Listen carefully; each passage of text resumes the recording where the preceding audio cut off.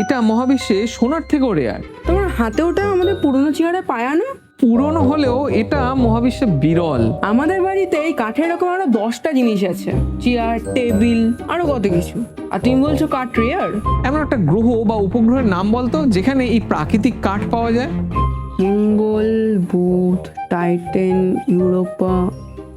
না না না, তুমি সত্যি বলেছো, এত গ্রহ এত উপগ্রহ, তাও কোনোটা তো একটা কাঠের টুকরো নেই। কারণ ডেড স্টার থেকে তুই সোনা পেয়ে যাবি, অতিরিক্ত চাপ এবং পারফেক্ট কন্ডিশনে কার্বন থেকে তুই হিরেও পেয়ে যাবি, কিন্তু এটা মহাবিশ্বে কোনো গ্রহ, অ্যাস্ট্রয়েড বা পুরো গ্যালাক্সি তোকে তৈরি করে দিতে পারবে না। তাহলে আমাদের চারপাশে তো কাঠ এলো কোথা থেকে? কোটি কোটি বছরের জীবনের বিবর্তন থেকে। মানে এই টেবিলটার পিছনে কোটি কোটি বছরের ইতিহাস রয়েছে।